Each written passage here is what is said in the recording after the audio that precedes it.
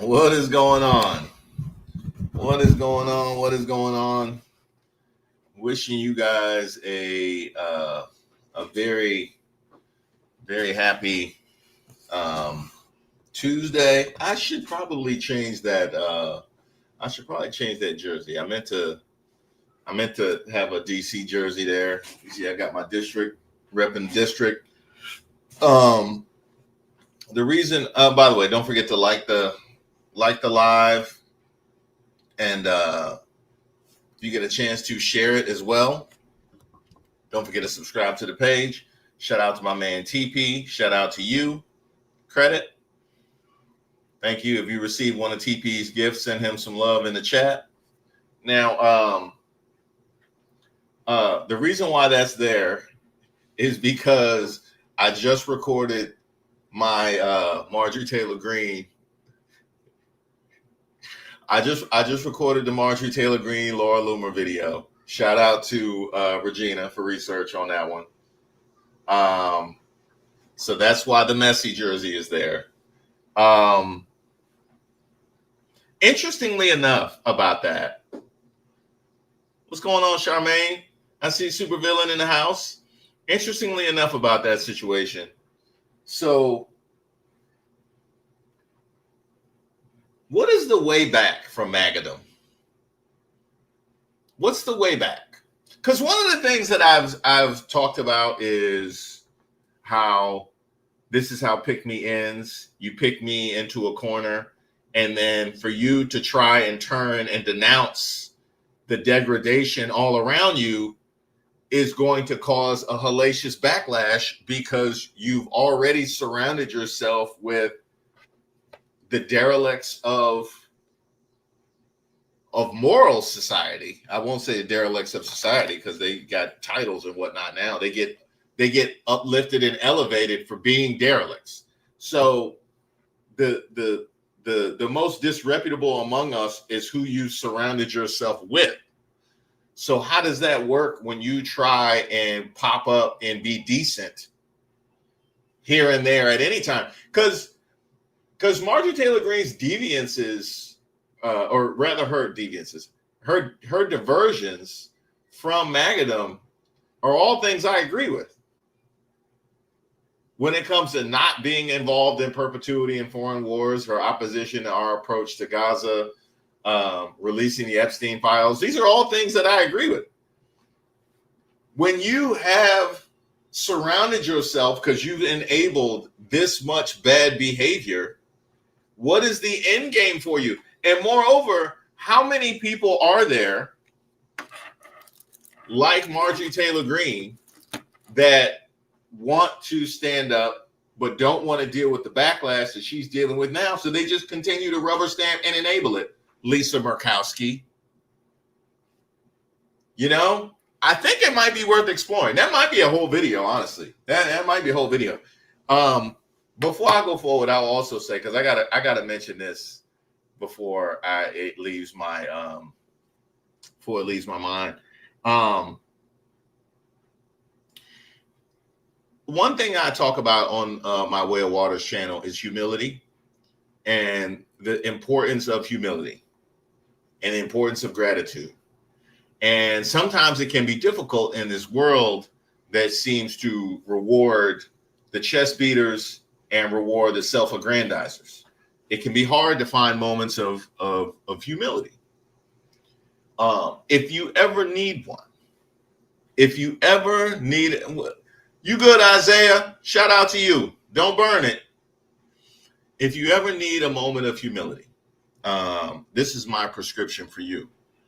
I had a shower that was clogged, and it was bad. It completely blew up one day. Like, it just got completely blocked, and within probably 60 seconds, you got water on that. Water starts rising up from the entire like it's covered the entire bottom of the shower within about 60 seconds, and it rising. Like, it was serious. And I remembered that, you know, this shower clogs from time to time, and typically I buy like the liquid plumber, and that works okay. We had a plumber come like a year and a half ago or so, maybe 2 years ago, and he went and just opened up the drain and snaked it.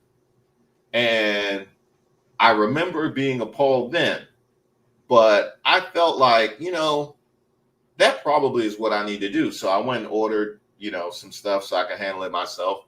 And the other day, what night was it? Sunday, I opened my drain up and I went down there and snaked my drain.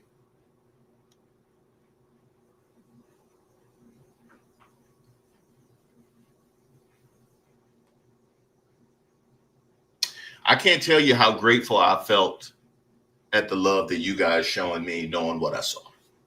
You know what I mean? I have to feel a level of love for all of you, for your support, given what I saw. Okay. I felt like I needed to call my barber and ask for whoever it was that sweeps up the barbershop. It looked like a family of rodents or woodland creatures came up out my drain. I said, that's where my whole back half is. That's where my whole back half is. I didn't need a man unit. I need somebody who can knit real good. Is somebody who can knit real good? Because I got a bag of that stuff in there. I got a bag of that stuff in there. If somebody can knit me a man unit from the stuff that came out my drain, my goodness. My goodness. I said, I didn't know I was living like that. You know what I mean? I didn't know. I went downstairs and I gave my wife the biggest hug, just knowing that she loves me despite what was found. You know what I mean? Okay. I'm very excited about the guest that we have on today, my man Cam James, a guy whose content, like last week, just like Coach D. Shout out to Coach D too. I saw that he gave me a shout out on one of his videos. That was much love. I thoroughly enjoyed it. It's one of the reasons why I try and keep the lives on the shorter side, because if I really enjoy the conversation, I want to have them back. I could talk to Coach D, in perpetuity. So like I want to continue having these conversations. I think today will be one of those as well. I'm very much looking forward to it. In fact, I probably don't even have enough time to get through all the stuff I want to get to. So when he comes, I'm gonna put him up because I want to get as much time with him as I can. So let me just dive into this. Today's video, look, how do I explain this? Today's video, if you haven't seen it, it's about the federal takeover of DC. Today's video was a different kind of video. You can ask Regina, because Regina was going to pull some content for me, and I ended up recording the video before I even got the stuff, because I just had enough to say. I just filled it with enough to say. It just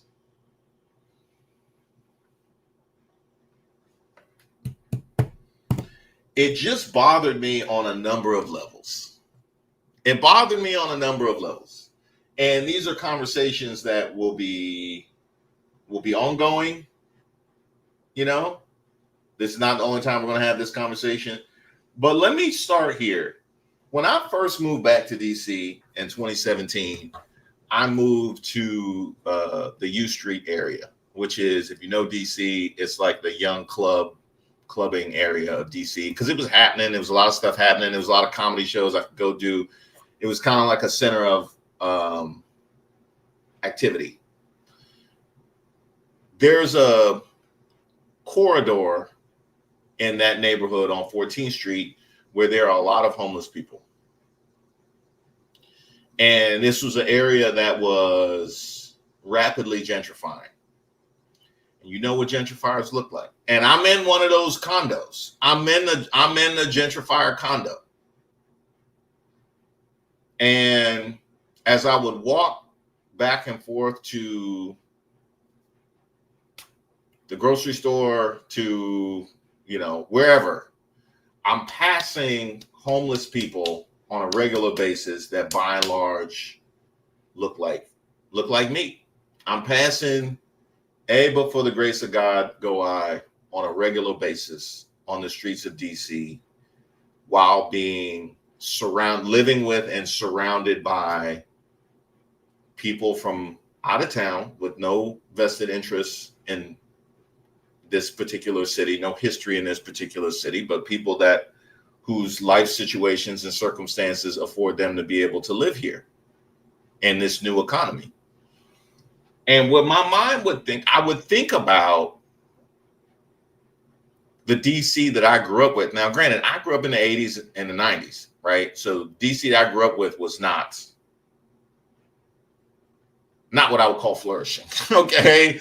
80s and the 90s in most cities in America was a difficult time. But I'm thinking about the level of ownership that we had at that time versus now. The amount of wealth that didn't get transferred.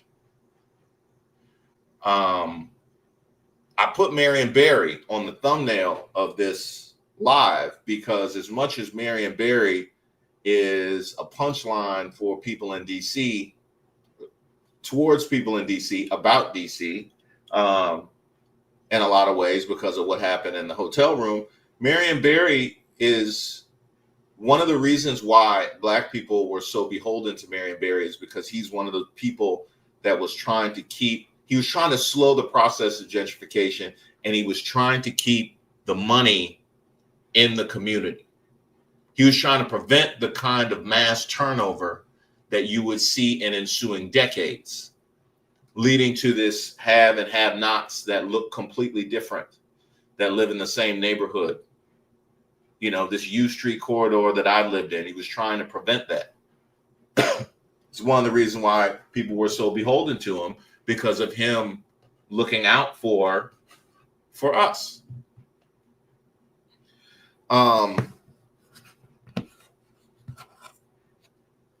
There was a portion in that video that could have been the whole video. It's actually a good segue into Cam, so I'll stay here until he comes. But there was a portion of that video that could have been the whole video. And somebody said, "Hey, Cash, I got a nice, wait a minute. I got me the good roadie."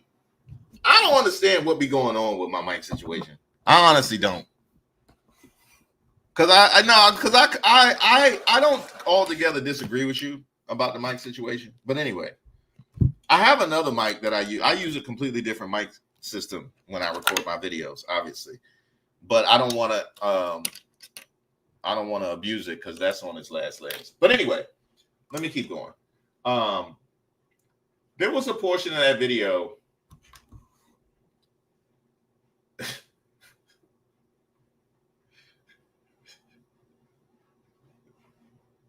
All right, fine. See, that's what y'all do. That's what y'all do. That's exactly what y'all do. Y'all clown us. Y'all clown us for Marion Barry all the time. I know the jokes. Here's the thing. There was a portion of that video that could have been the whole video. And I think Cam is in the chat. So shout out to him for coming in and supporting. The section where I talked about the people here that are applauding the federal takeover because of the crime situation, right? That's who I addressed. And the way I outlined it was pretty organic, because I got into it the way that the thoughts came to me. I was literally on social media and I saw posts that were showing nothing but inflamed to talk about how dangerous DC is. And this man been talking about how dangerous DC is for a decade. You know, he's been talking about it. Anyway, I've been seeing these posts inflamed talking about how dangerous DC is. And then people comment, "Oh, it's about time." Not like most of the people or all of it. It was some people. It's about time. And so what I said in the video, I asked, did he say anything about any sort of jobs programs? Was he throwing out any bootstraps? Was he talking about a community center?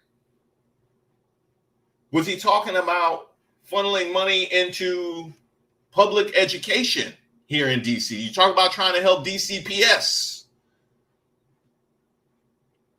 What about child welfare? Did he have anything to say about that? No?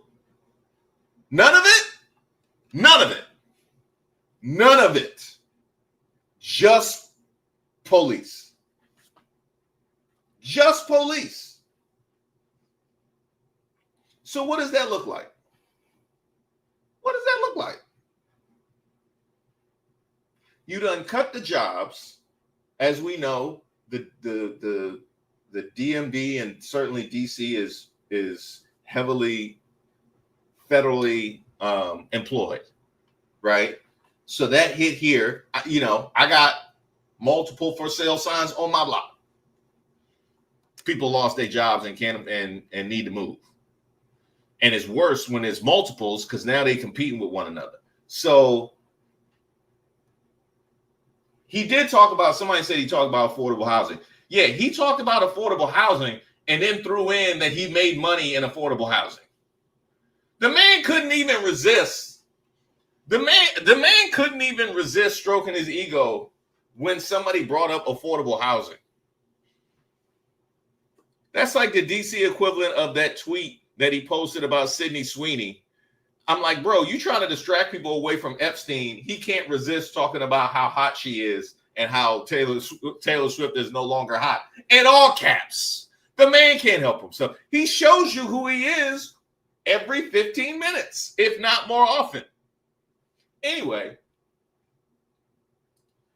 what blows me though, right, is, and that's, I titled today's video, I titled it, Trump runs the immigration play on Black America. And what I meant by that was the kind of rhetoric that he was using towards us, right?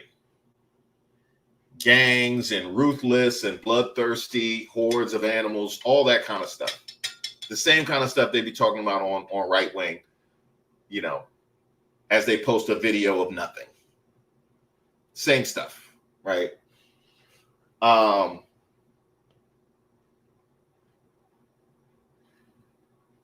This never gets broached from the standpoint of trying to help or better the situation. When do they bring this stuff up? They bring it up to distract from a gun debate, right? If there's some sort of mass shooting and then they want to bring up black on black crime, or they bring it up to talk about the failures of DEI programs. So sometimes they'll bring it up then. They only bring it up to distract away from other things. And this is obviously no different as he's trying to bridge the gap till Congress comes back and continues to try and press him on these Epstein files. So just think about that. The real life, actual pain that families are going through is a talking point and a political pawn to be used to distract away from other drama that you don't want to deal with or address. There's nothing about their approach, their rhetoric, anything about their relationship to inner city crime that that expresses any level of desire to fix it, to deal with it, to address it, to be honest about it. What they will do is arrest it and prosecute it. And leave you less able to participate in an American dream that has gotten increasingly more difficult to attain by their hand. All right. On that note, on that very, I like to bring in the guests with something fun. Let me see that I got some. Let me see what I got here. Let me see what I got this fun. Ain't a whole lot of fun going on. I ain't talking about the drain. The gerrymandering thing is hilarious too.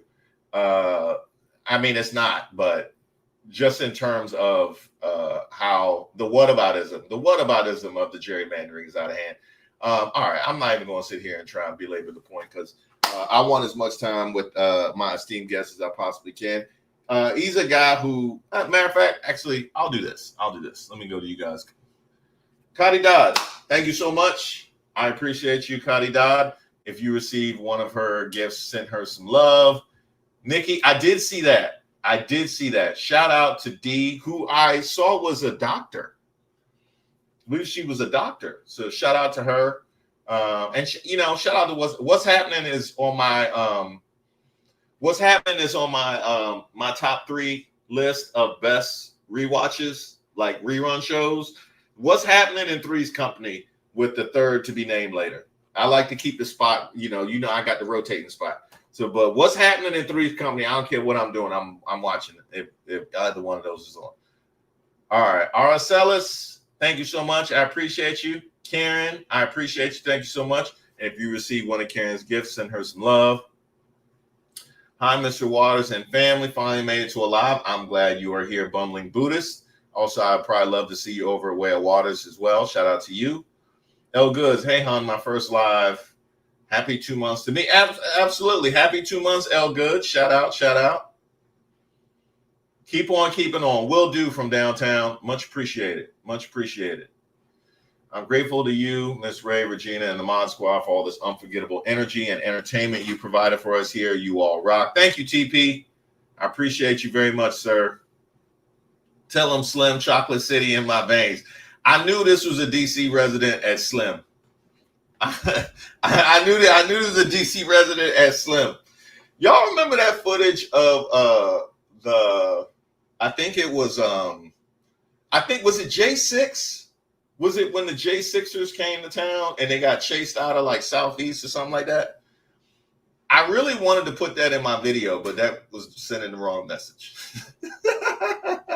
I was like, that you don't want to put that in the video. I decided not to. We are in trouble. DC is full of black community. It is, Nikki. It is. The one thing that gives me some pause is that it's a zero-sum game when it comes to manpower. So he's talked about wanting to do this in multiple different cities and this, that, and the other thing. They can't manage that in perpetuity. I think 30 days is probably, I'd be surprised if they even lasted 30 days because these are also people that are being pulled away from legitimate investigative activities to walk the streets of DC. So I think Chris Rock did the Mary jokes too damn. He did it. You can't smoke crack and get your job back. You can't even do that in McDonald's. They won't allow you around the Happy Meals. Yeah, I remember that. I laughed. Matter of fact, I think he was in DC. I'm pretty sure Bring the Pain was taped in DC. So shout out to Chris Rock. If you're going to do it here. Nancy Mace's picture did it for me. Nancy Mace caught strays in 2 consecutive videos. Oh, the second one isn't out yet. Oh, I'm addressing Hegseth tomorrow. So Nancy Mace is in that one too. So just know P. Hegseth is going to get that work for me. I didn't even have time to talk about Pete Hegseth putting the Confederate monuments back over at Arlington Cemetery. I couldn't even do that one before the news hit about his pastor trying to strip women from being able to vote. I'm like, bro, if I can't turn videos dragging you fast enough, you a Trumper. You real Trumper. JD Vance said the same thing about my city, Columbus and Akron and Canton, but our mayor is checking real quick. He called our city's lawlessness. Deshauna, thank you so much for this. There will be a 2-pack of Cincinnati coming at you. I recorded one of them already. It's about that town hall that Vivid did while they were trying to push the narrative on the brawl. The second one will probably be about the guy that got arrested for trying to unalive all the black people, and then the KKK coming in with the flyers. So they give me enough. They give me enough. I had to double back. Top Cop, welcome. I appreciate you, sir. All right, without further ado, I want to welcome somebody whose content I thoroughly enjoy, as I know so many of you guys do.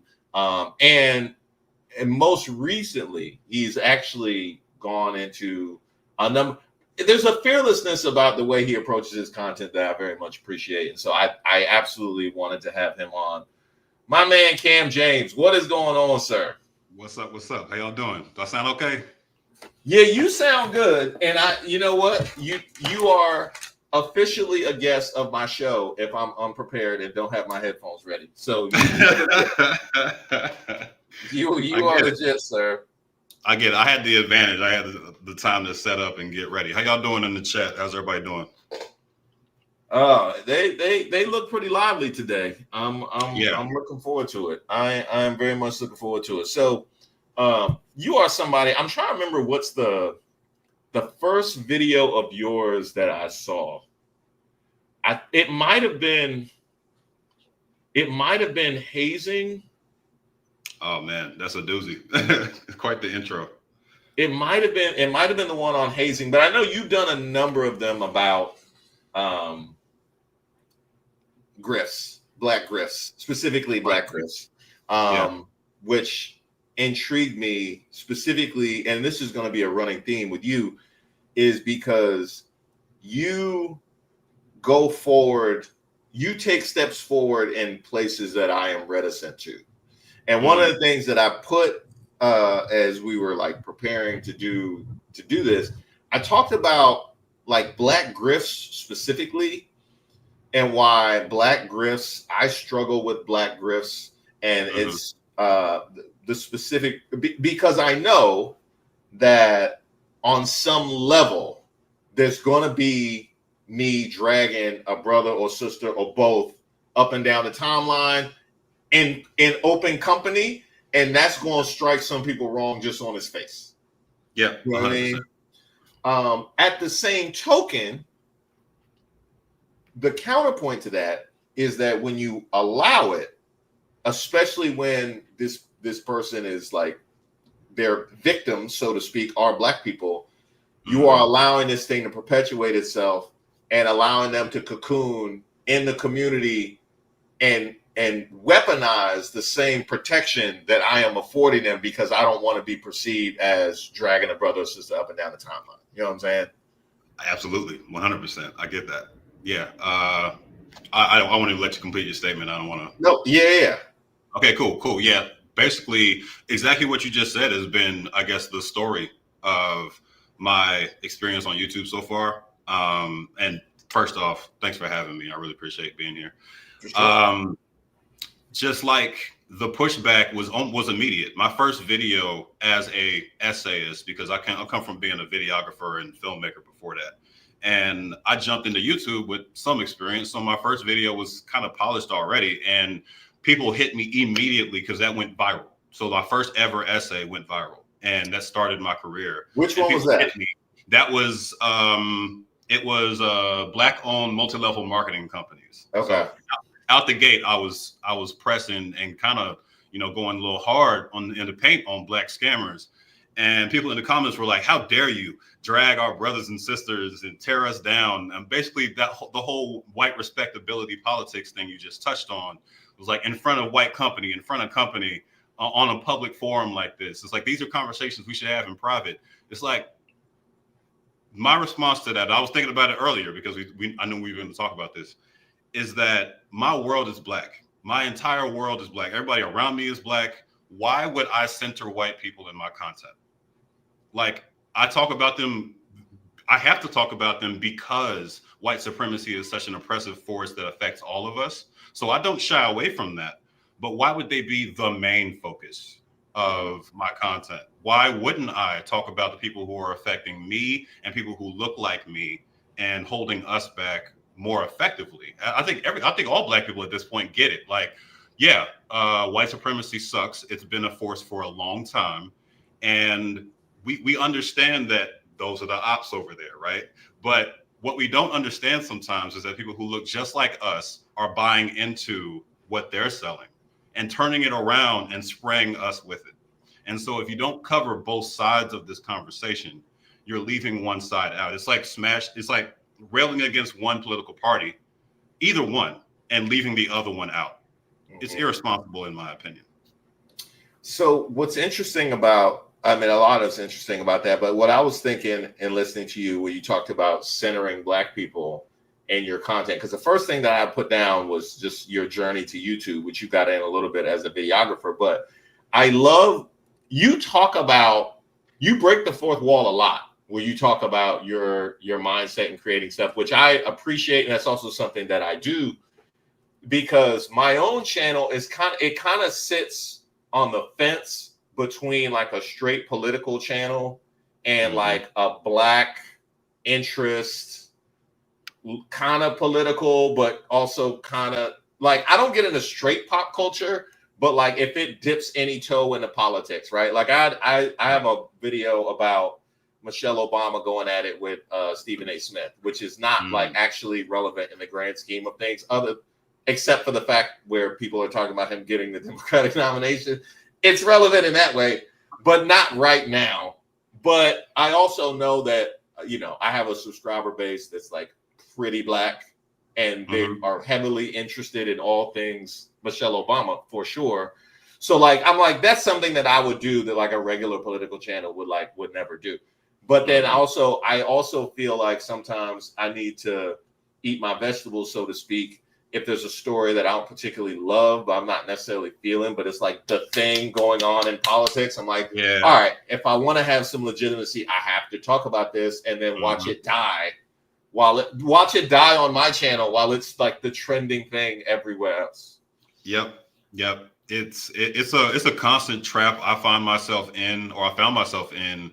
And the reason I chose to make the kind of content I make and the way I make it is because I realize like we're in a 24-hour news cycle and have been for a long time. And a lot of channels, like, again, nothing I'm about to say is a slight against any channel, but like a lot of channels focus on trying to grab that lightning in a bottle all the time. And that's stressful. You know firsthand how stressful it is to try to grab a story while it's happening, put together your thoughts in a way that's unique and fits you and isn't just you screaming into the ether. And then make something that's like qualitative and put that out in any kind of quick timeline. I'm not a newsroom. I'm one guy with a camera and a couple of researchers that help me at times. And so when that's the resources you have to make a decision. Do I constantly chase what's happening in the news all the time and try to make large, 30-minute videos about it? Or do I decide what's important to me and what's important to the audience that I want to reach and just make the best version of that I can? So I've decided that I'm not a breaking news channel. It's fine to be that. I love watching a lot of people who are that, but it's not me. I like to let things happen. I like to let things settle for all the information to get out and then collect all the resources. So I cite my sources in every video. So it's not like I'm just flying off the handle and I think this, I think that. No, it's like, this is what happened and I can prove it. And here's the citation at the bottom of the screen. So that's a different approach to making content than most people, right? And that requires patience. It requires consideration, and it requires discernment of knowing when it's your time to speak and when it's your time to fall back, let the chips fall, and then pick them up and present them to the people. So you have a level of patience, that that requires, man, because when I started, I think when I started, I was doing one video a week, and then it went to 3 videos a week. Oh my God. And then when I was at 3 was when I realized that like news was all fair use and I could just like react to, like when I discovered that, then it kind of exploded. But the other thing about it too was I'd put out a video on Friday, and if it didn't do well, I would obsess for the entire weekend about how this Monday video was going to do. Or if it did well, I'm obsessing about how I'm going to follow that thing that I just put out.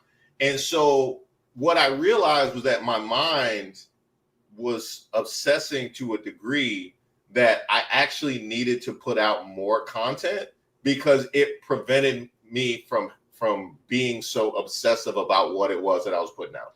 You know what I mean? I feel you so much. That's been the struggle of my entire journey to get here has been the journey of trying to let go of what I just made and how it's performing and how people are reacting to it and what that means for my job, my livelihood, these types of things. My girlfriend will tell you, my family will tell you, it's something that follows you. I put all this work into making this thing that I think is beautiful. I consider my videos art. Like I'm shooting outside, I'm sweating, I'm carrying the equipment around. Like when I make something like that and I present it to the world, it's part of me. You know, it's art. And when people hate it, when they hate me, when they purposely misunderstand what I'm trying to say, twist my words, all of that is hurtful. You know what I'm saying? It's hurtful. And I think the journey is trying to, you know what? I said what I said. I did my work. I cited my sources. All the proof is there. I have to move on. This thing doesn't belong to me anymore. I have to let it go and I have to make something else. And I don't necessarily need to ride that wave of what I just did. I've more so adopted the tactic most of the time of making just one definitive piece that's like, here's what I think about this and this person and this company or whatever. Now let's switch topics because I'm not going to center my YouTube channel around you, basically. And it's hard. It's easier said than done. I everything you just said, I was like, yes, been there. I know what that feels like. And props to you for persevering through it. Because it took a year of that kind of pressure for me to be like, nope, I'm gonna slow down. I'm gonna make videos when I want to make them, and that's it. There was an analogy I saw years ago. It was talking about Prince versus Michael Jackson, and that's one thing that completely. I don't remember where I saw it, but it was talking about how Michael Jackson was such a perfectionist, where he would record all these songs, he would re-record, and he would do this, and like it took him years to get something where he felt comfortable putting it out. And then, of course, once he was Michael Jackson, it was even he doubled down and tripled down on, is that something I can put my name on? Whereas Prince's philosophy was more so, you know, I'm Prince, I think I'm great, so what I make is going to be great. And this is what I'm feeling in the moment. So this is the art. This is the thing. And I love Michael Jackson. I'm like a Michael Jackson. I've always been a Michael Jackson guy. Same. And I read that. I was like, I'm Prince. I'm Prince. But you're a Prince. I'm right? a Prince, you know? No, and that's okay. There's nothing wrong with any type of art. Like that's the message I want to land on.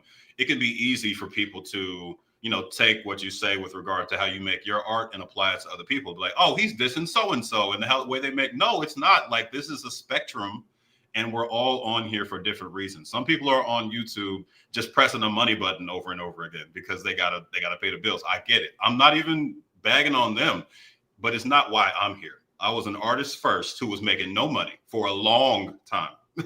And years and years of not being recognized. I was a musician. I was a videographer. I pivot, try things, gain new skills, and rolled it all together into what I started on YouTube like a year and some change ago.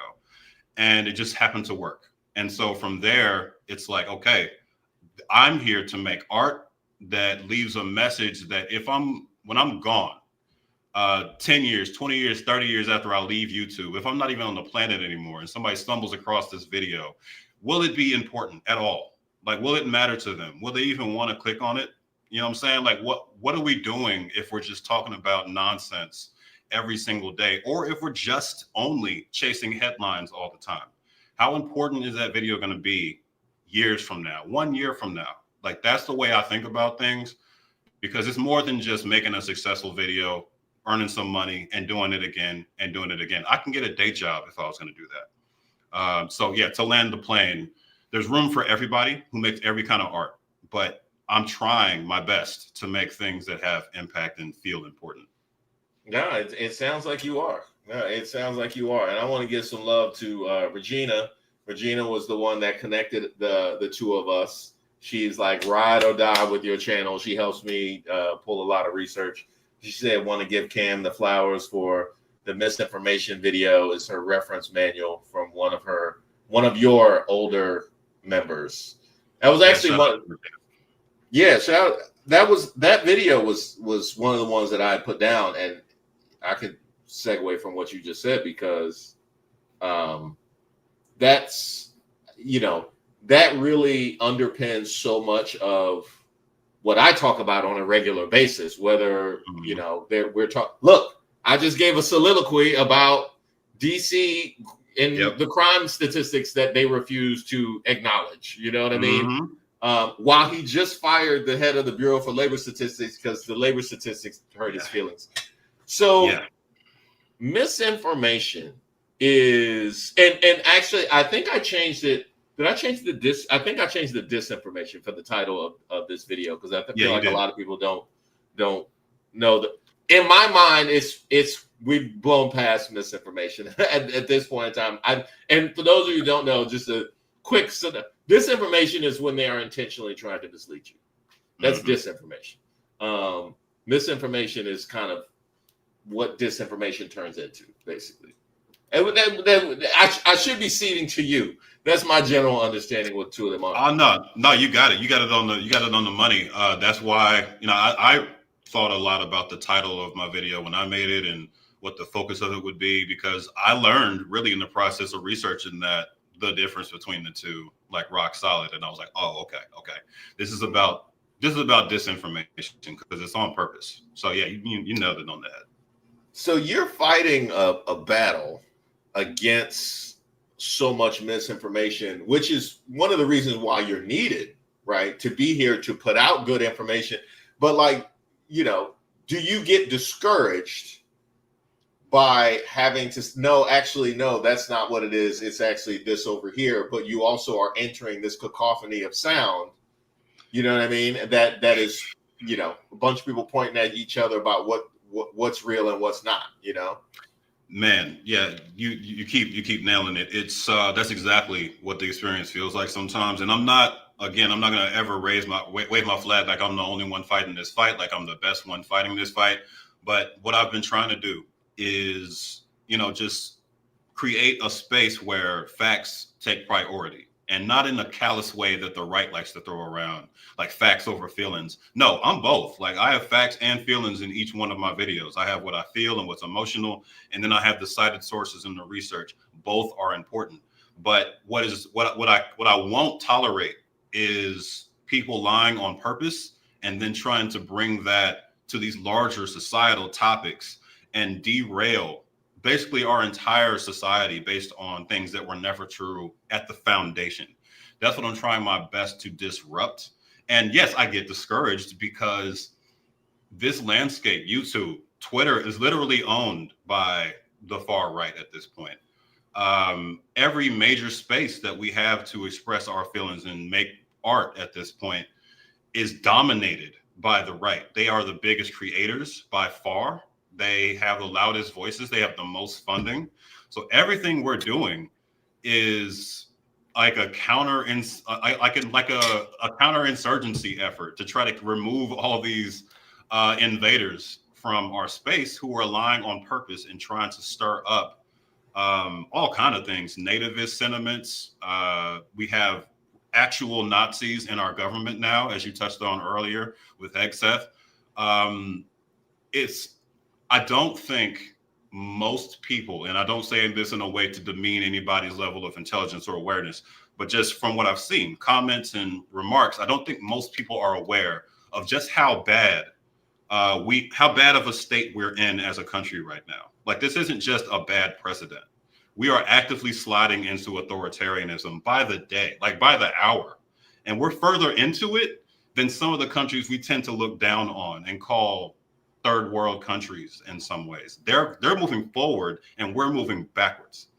And when you're watching it in real time and you know some history and you've seen it happen in other countries before, this never ends well. And I mean like famine and wars and civil war bad. Like that's the direction we're starting to head in. the only thing we can try to do is be proactive and try to speak up against it. So it gets really discouraging sometimes. But my question I keep coming back to is like, if I don't do it, if you don't do it, if people like us don't try to do it, who else is going to do it? You know what I'm saying? No doubt.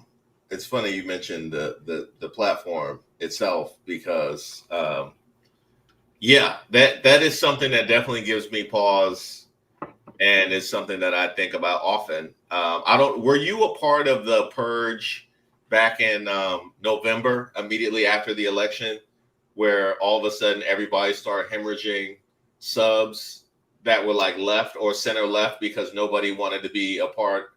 Like, people were so mad about the election. Like, I wasn't even doing numbers at all, and I saw it. Like, I noticed it.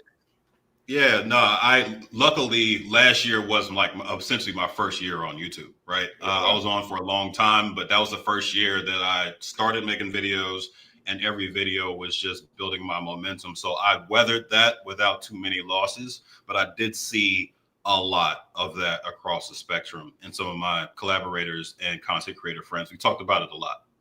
Because at that point, I thought maybe, because Trump had threatened outlets prior to the election, and then once he was elected, I was like, is it a wrap? Like, do I want to keep making content that becomes, a potential liability for me? Then I had to reconsider at inauguration time, and that part of the conversation has kind of fallen away over the last couple of months, just because there's been other things have come to the forefront. But you know what I mean? That's why I set up Patreon. Patreon was basically my go bag. Patreon was my go, like, in case, you know what I mean? I was like, I could just slide and whatever they end up doing. So that was like my big motivation for doing that. Yeah, no, who knows? Who knows what's going to happen to YouTube? Like, we don't own these platforms. I think that's the reality check that every creator needs to be prepared for. We don't own Twitter. I left Twitter once I saw it start to slide downhill, and it's always been a garbage fire of a platform. But I finally escaped it. And Instagram never really did anything for me, but that was just personal. So I had that for that reason. So I slowly started to back away from these platforms. But you realize, I think this most recent inauguration made it crystal clear, if you've never realized it before, that the owners of two of the biggest social media platforms were in the room with Trump, basically on their knees, praising the man and, just being his cheerleaders, while he says the most heinous things and does the most heinous things to the most underrepresented groups in our country. If that's not as clear of a shot as you can see, and Facebook pulling back on trans representation and DEI, and Twitter being what it is, a racist wasteland, when all these things are actively happening around you, if you don't notice it and act on it, then you only have yourself to blame when your career on social media gets cut short because you didn't see what's coming. So I feel you.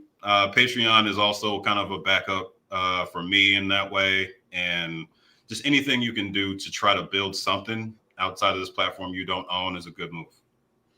Will we ever have any integrity about our time, energy, and spending power? We do in some respects. Like, we're doing the Target boycott, and Target has come limping back, sending us the "Hey, big head" text, right? But as much smoke as Mark Zuckerberg got for that video where he was in like the Day One rapper chain and talking about, we don't want the appearance of bias, us being in California, so we're gonna go to Texas. We're gonna go to the right wing stronghold. Anyway, he got a lot of smoke for that, but from people that were already not using Facebook, that have no problem logging on to Instagram. So I'm like, and then we love TikTok. Like, in my feed, I see people going at TikTok on other platforms all of the time, but I also know that we are like very big on TikTok. And just to make sure that this is not like me judging other people, I can tell you that just in the last month or so, I've been like, I'm generating all of this content. I need a place to put, like, I need to start using these other platforms to try and help accentuate what I'm putting onto YouTube. I was like, Sure. oh, TikTok, man, I don't want to do it.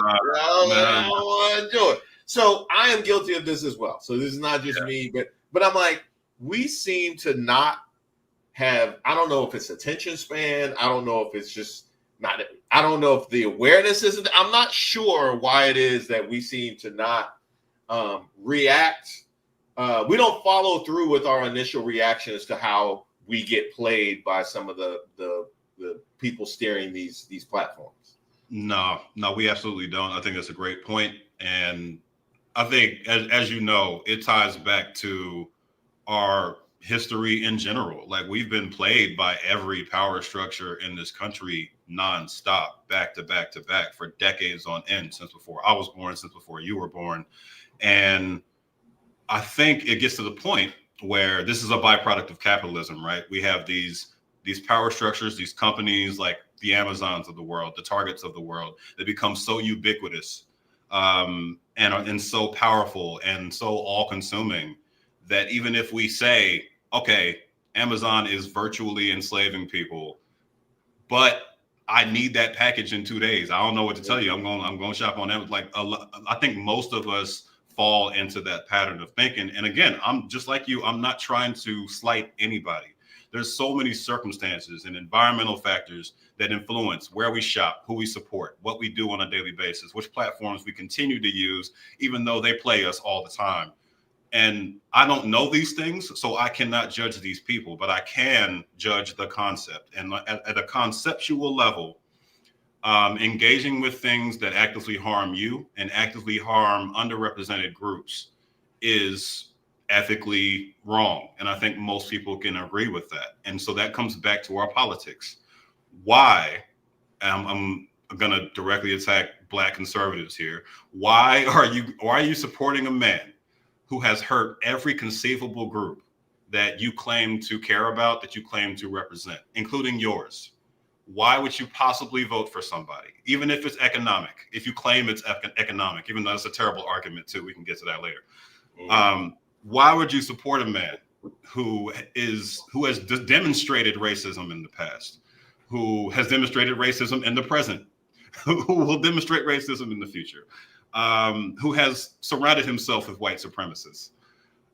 How does that track with what you claim to represent, what you claim to care about? And that filters down to everything else we do on a daily basis. How does that action, engaging with TikTok, who got on their knees to beg Trump to keep them in America, and even though they're a Chinese affiliated company, and that might not fly.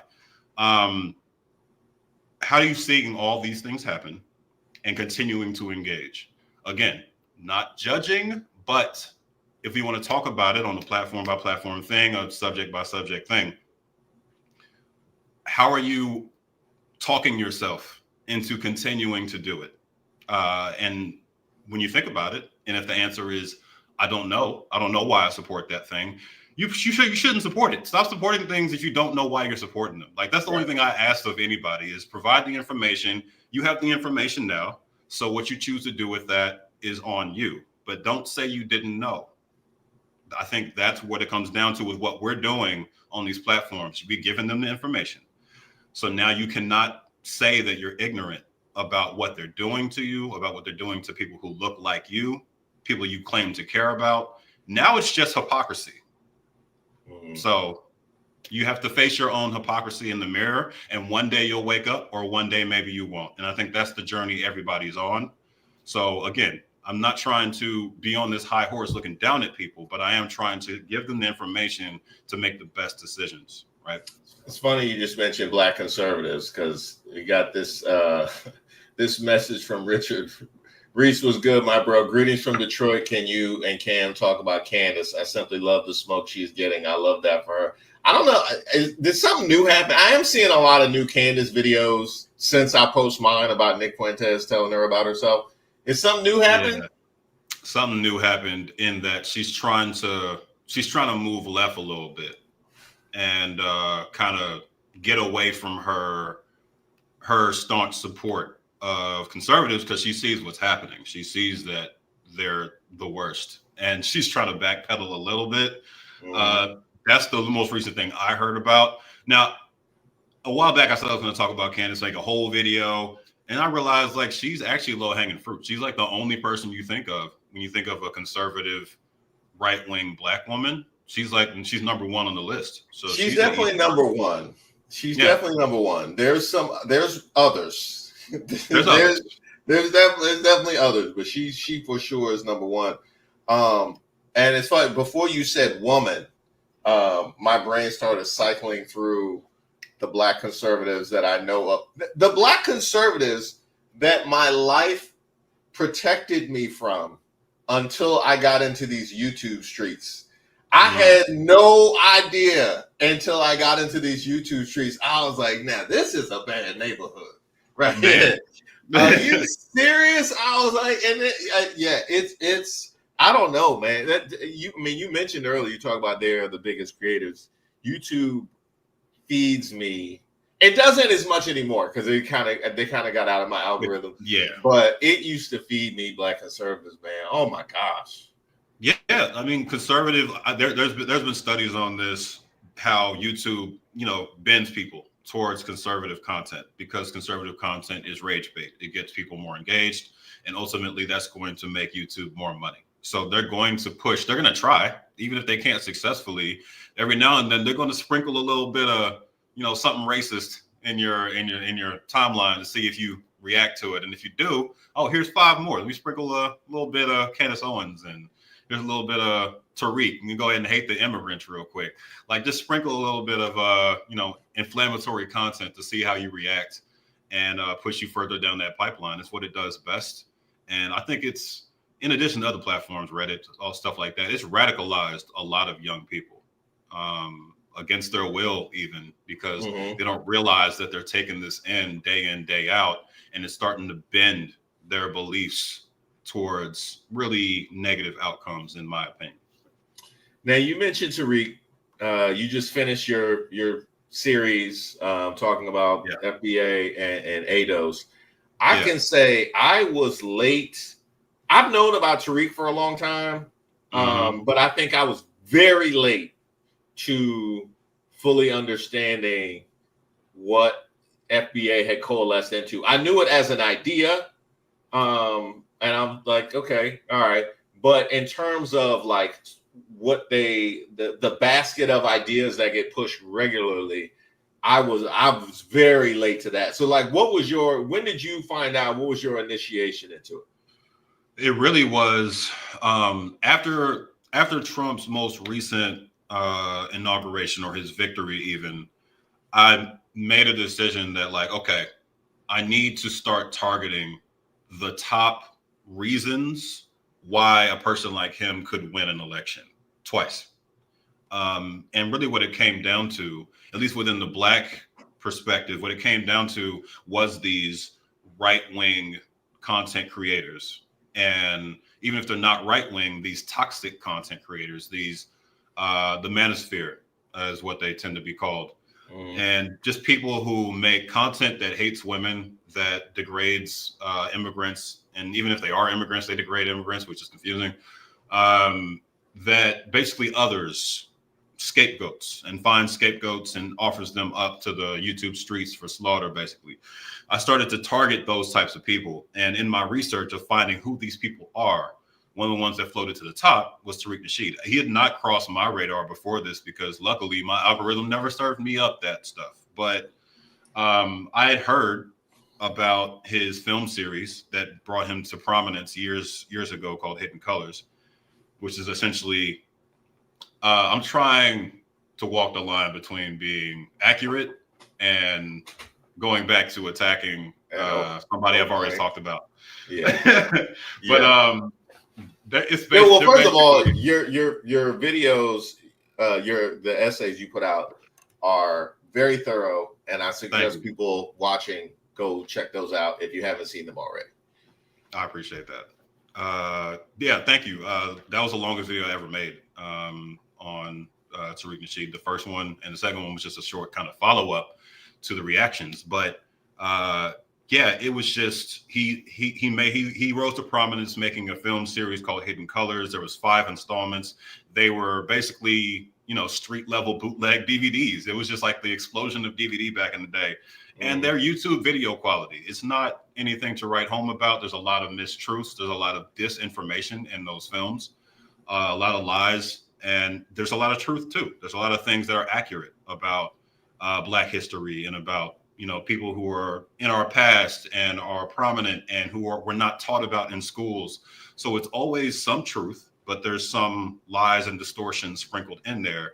And to me, that's unacceptable. A lot of people weigh it as like, oh, ultimately it made Black kids believe in themselves and made Black people proud and have something to rally around. That's great. But when you're rallying around something that's false and distorts the truth, to me, it's never worth that end. That end does not justify the means that you use to get there. So that's my critique of the Hidden Colors film series. That's what rose into prominence. He's still making films now, but he's transitioned into becoming a YouTuber. And since he did that and really early things he did earlier, he was like a pimp on TV. He had all these kind of caricatures he was playing back then. He was arguing with Fox News back then. So he's done plenty. Too much for me to talk about here. But on YouTube, he's a very, very controversial figure in that he's constantly taking shots at immigrants. He claims that he's only doing so because these immigrants insult him. And some of them do when they call into his show. I've seen it. I've watched the shows. But he uses these opportunities when one immigrant insults Black people, Black Americans, Native Black Americans, or foundational Black Americans, as he would refer to them.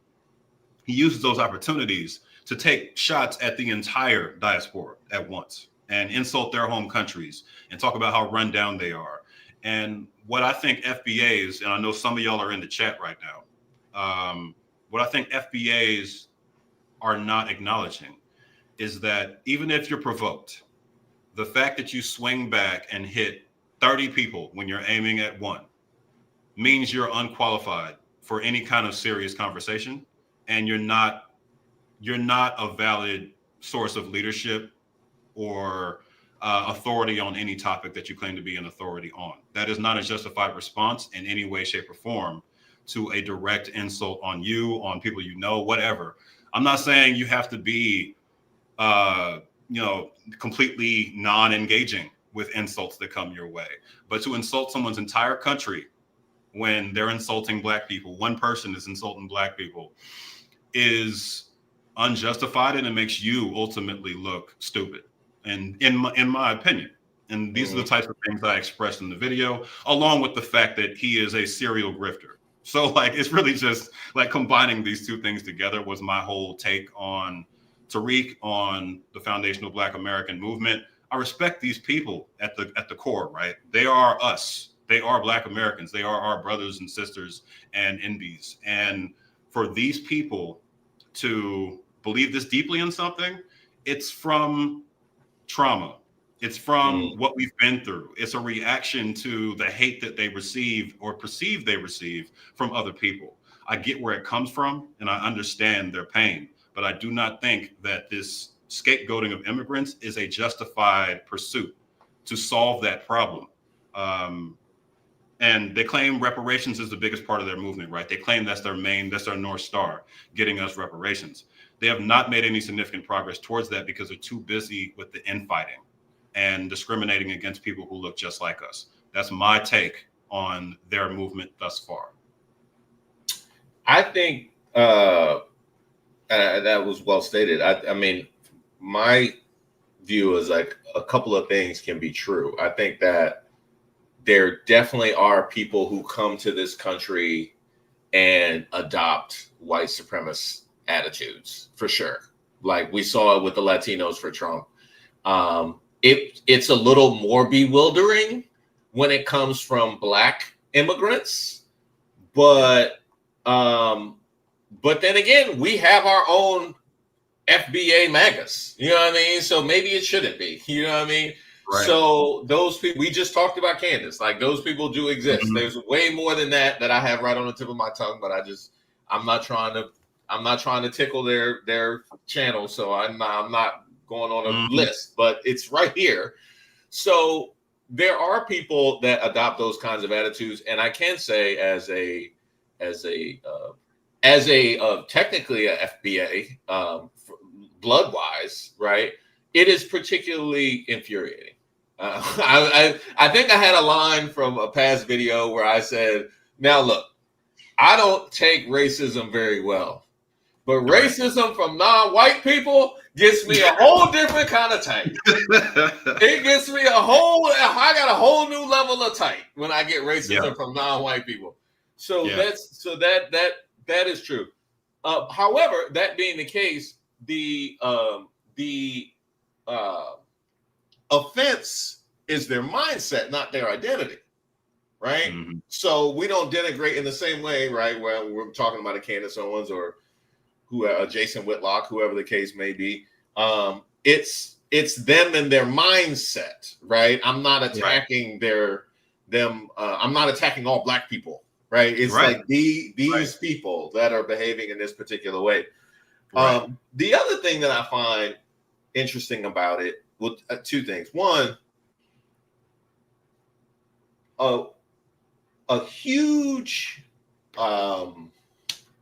foundation to a lot of the conversations that I've had this year about and going into last year about the election and how certain people voted against their own best interests has been talking about how there's a huge contingent of people who are segmented when their interests actually align on the basis of identity, right? Identity politics. There's a great number of MAGAs that would have been helped greatly by Kamala Harris's policies that either, whether because of that disinformation or misinformation or just sheer racism or sexism, whatever the case may be, went against their own best interests. That goes for women. That goes for lots of different kinds of people, right? Yeah. So that being the case, then I don't really feel like if we're approaching it from this standpoint that we have this ready-made working class coalition that they are actively keeping segmented, further segmenting it ourselves for any other reason seems to be a massive hustle backwards. And I don't understand when we are trying to rebuild this thing in order to push back how that would be helpful. Thank you. That's really one of the main points I was trying to make. I did the research. People with immigrant parentage or, full second generation immigrants account for a full 21% of the total population at this point. It's foolish. It is foolish. And that source is cited on one of my previous videos. So y'all can go back and find it. It's foolish for us to identify people who look like us, who have common interests against white supremacy, and try to what they call delineate and separate ourselves from them. They want to put FBA and ADOS on the ballot. They want to separate them from the rest of Black Americans. They want to further dilute the political power that Black people have in America, just so they can say that only the direct descendants of slaves in this country, or in their opinion, the original natives, because FBA's claim that they were here before slavery. And I should say enslaved people instead of slaves. I'm trying to do better at that. They think that this separation is going to benefit them in any way, and that's just not how politics works. Politics is a numbers game, and you need a coalition of people that are multitudinous enough to really punch through these policies and put pressure on these politicians to make things happen. Otherwise, they're going to continue to ignore you. They're going to continue to work around you and pretend to pay you lip service while they do the opposite of what you and everybody you love would like to see done. So that is ultimately my point, is that everything FBA is doing, everything a lot of ADOS is doing, they're not the same, they operate differently, but everything ADOS is doing when it comes to immigrants and discrimination against them at times, because they're also not as discriminatory as FBA. I'm trying to be clear about that. But when you do discriminate against people who look like us, you're chopping off your own feet in this race to the finish line of equity, if that's your finish line. The other interesting thing, and I think chopping off your own feet is actually a very good way to put it. The other thing it makes me think about, I made a video a couple weeks ago now where I was looking at, I think it was Nicki Minaj. Nicki Minaj was doing one of her crash outs on Twitter, and I was seeing the level of engagement that she's getting for all of these posts. And I'm like, this is a woman, and this could go back to, the first topic, talking about how you deal with Black grifters, right? Not saying she's a grifter, but just when it comes to people that have a huge contingent of support that is Black, right? And I'm watching her continually attack this person and this person and this person and this person and this person, and just be completely out of pocket with regularity, attacking women, denigrating women, right? Getting colorist when she needs to, trying to call out racism when she wants to. She's literally like this, right? And I'm watching this very large contingent of her fan base support all of it. And a lot of these people being women, and a lot of these people being Black women specifically. And where my mind really went when I saw that was like, this is MAGA behavior. This is MAGA behavior. It's centered around a central figure, and there was no lines that were undergirding what they would and wouldn't co-sign from that person so they could be a part of this particular group. And this is behavior that I'm seeing from us. Like, granted, I can't see all the faces of her fan base, but I'm just going to go out on a limb and say it's a lot of us, right? A lot of us. So this is behavior that I'm seeing us exhibit that reminds me of the larger behavior that we saw in November. And then what we're talking about here with FBA, similarly, it's a lot in terms of their behavior online. It's a lot of that same behavior. So what that makes me think is, so we look at what happened politically on the right wing and talk about how Trump was able to build this working class coalition and how it's built on this, that, nothing. But then I'm seeing aspects of this happen in different areas across racial and political and social strata. So I'm like, maybe this is more of like a societal thing. Like, maybe this is just kind of more of like something that's going on in our world right now that needs to be said, because it's more than just, I think you called it cultish, right? That was the name of your video. It's more than just the one that I call out every day. Like, they're all over the place now. 100%. And in my conversations about this with people, just like the state of the union, like where we're at as far as the general attitudes towards groups of people, certain topics, things like that. I keep coming back to the fact that we are just really angry, and it's polarization that has happened for a long time now. But I consistently identify social media as the main culprit, and it's because social media is incentivized to create this conflict, and it benefits from it. All these major platforms that we have these arguments on, that we have these debates on, conversations on, discussions on, every part of that aggressiveness spectrum. All the platforms that we have these discussions on benefit from getting us to clash, getting us to hate, getting us to choose a side, choose a football team, and just stick with it. And everything that happens that's contrary to what we want to see happen is the act of the devil. It can't just be another human being that disagrees with you. It's just, oh, I hate you, you're the worst. And when you've gotten to that point, I try not to be pessimistic, because I'm pessimistic by nature. So I'm trying to dial that back all the time in my content and my conversations. But I genuinely don't think that what social media has done to us as far as the polarization can be reversed. I do not think it can be fixed. I think we're at a point now where there's so many people with their flags dug in that there is no way to work our way back. And I don't know what that says about where we're headed as a country. Maybe the American experiment fails. Like, that's a possibility. I think we need to start entertaining that possibility. Again, not being pessimistic, but just being a realist. Not everything lasts forever. It just looks like we've reached the extremities of polarization.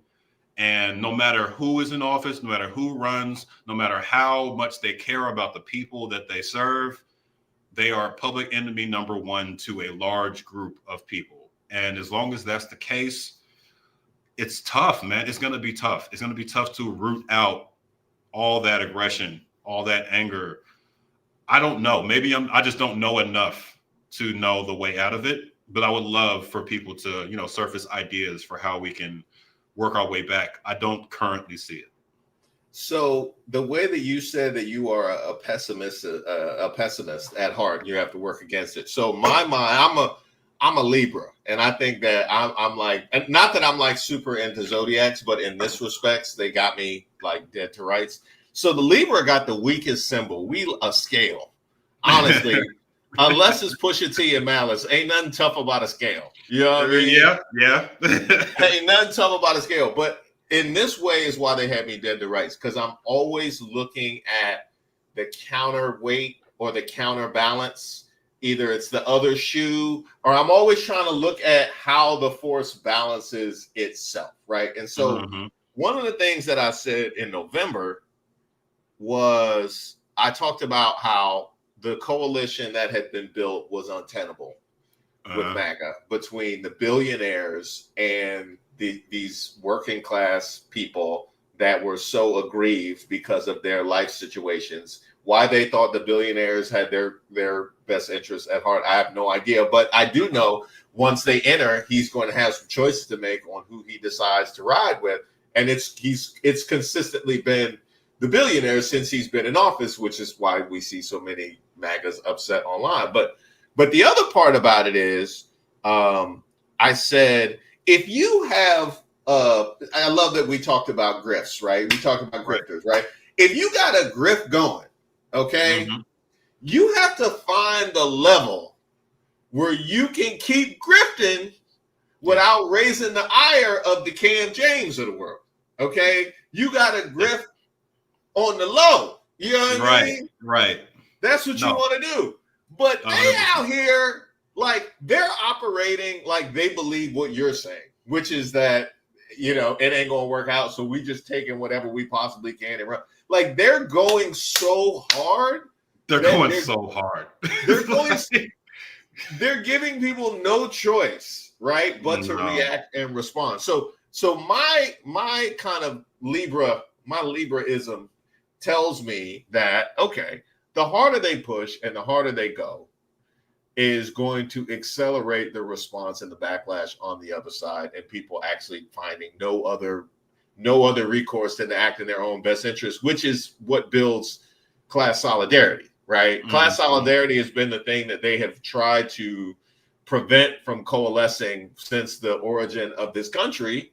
Yep. But you know what I mean? If you're going to move like this, then that is what. So that is kind of that is me finding rose in the manure. A rose-colored turd in the manure. That's what that is. 100%. I think you're absolutely right. I think they overplayed their hand. We've seen symptoms of it, right? Republicans are lashing out at their own representatives in town halls right now. I don't know if everybody's aware of that, but the Republicans are mad too. Like, I've seen the video. They're yelling at them like, why are you following everything Trump's doing? To their congressmen, to their senators. Like, they are upset. And so not everybody is MAGA on the other side. If you're a progressive, not everybody on the other side, being conservatives, is MAGA. There's a lot of them that were upset. They thought Trump was a clown in 2016. They think Trump is a clown now. And they're angry that their representatives are just following in line behind him. Our politicians are drawing all this ire because they have no backbone. On both sides. The Democrats don't have backbone and the Republicans don't have backbone.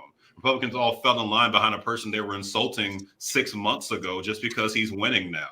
That's not what we want to see from our politicians. And Democrats are not doing enough to fight back against a wannabe dictator. And when you've gotten to that point, there's going to be enough people on the ground level, which is where you and I reside, on the ground level, as close to it as possible, where everybody starts looking at each other and it's like, oh, okay, they're the enemy. It's happened before. It's happened in other countries before. They ended up getting their heads chopped off. I'm not saying that it's going to happen here, but they overplayed their hand this year in the just flood them with executive orders and just deport everybody, including citizens. And let's just see what happens.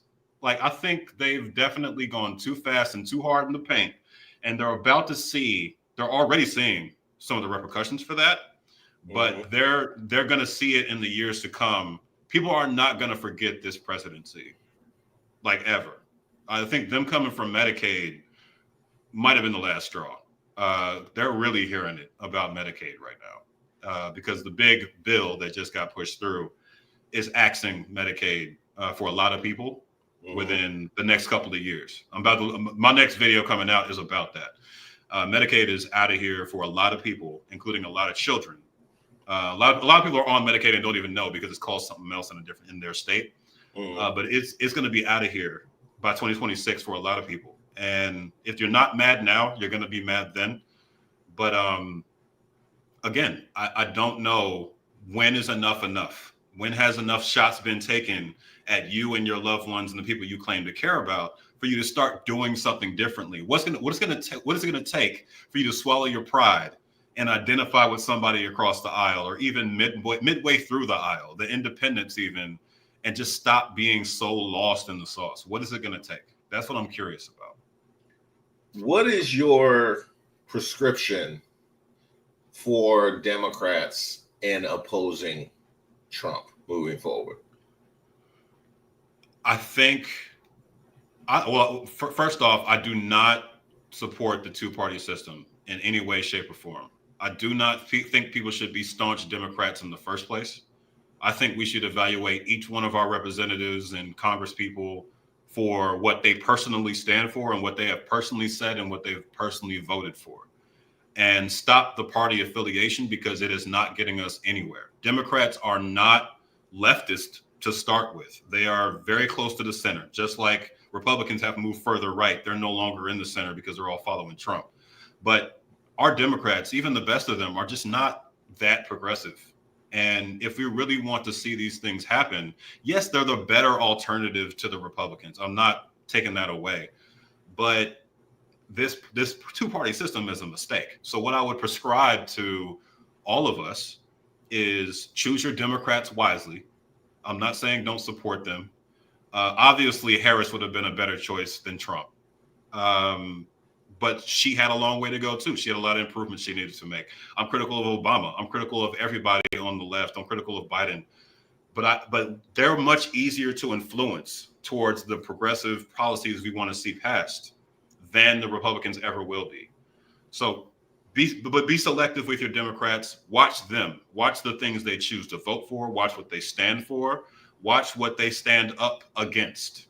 And if they're not doing enough of that, get them out of here, man. Like, we have the power to do that. Talk to the people you know. Talk to blow up your congressmen. Like, do whatever you got to do. But get them out of here so we can have people in there who are actually trying. Some politicians are trying. I've talked to them. Some of them are actually fighting the good fight, but they don't have the funding. They don't get the attention. They don't get the news, the press coverage that everybody else gets for being loud and wrong all the time. So do what we can. And that goes a lot for us content creators. We have to be putting accurate information out there, and we have to be shining a light on the ones who are doing it right, just as much as we shine a light on the ones who are doing it wrong, if that makes sense. One of the things that I think was so destructive, and I don't know when exactly this happened, but we went from having two parties to two platforms, right? As opposed to every 4 years when a candidate would list their entire platform, now the parties have platforms. where this is what you think when you fall into this category of whether you're a Democrat or a Republican. And if you vary in any way, oh, they will throw you in the trash so quick. They will throw you in the trash if you divert in one way. You're done. You're done. Right. You might as well go with the. And I'm like, when did that happen? It eliminated any nuance in the discussions that we have about stuff. It's just it's home and away. 100%. The death of nuance is one of the worst things I've seen happen. That's a direct byproduct of the social media landscape we've created. I mean, I'm from the generation that saw social media be created when I was, a preteen, and it's essentially shaped my entire adulthood. I'm a millennial on the, young side of millennials, I guess the mid side of millennials. And to see that progressively happen as I got older was just really eye-opening, in that I felt that it's tough to find our way around what those consequences are and what they've played out to be, as we constantly go in circles, having these conversations about what's happening to our country, and then seeing how vitriolic the conversations have gotten is sad. It's sad, and I think the way back is always nuance, right? Because the people on the other side, most of them are not these monsters. Most of them are doing what they feel serves them best, and what serves them and their family and their friends and people they respect best. So that even goes for literally goes for the white supremacists on the other side. They don't think they're evil. Most of them don't. I haven't known that many white supremacists, but I've met some. And even they don't think they're evil. They're doing what they think is best for them. And literally the only way I've found in all my content to drive home is like, look, this is how this thing is going to affect you.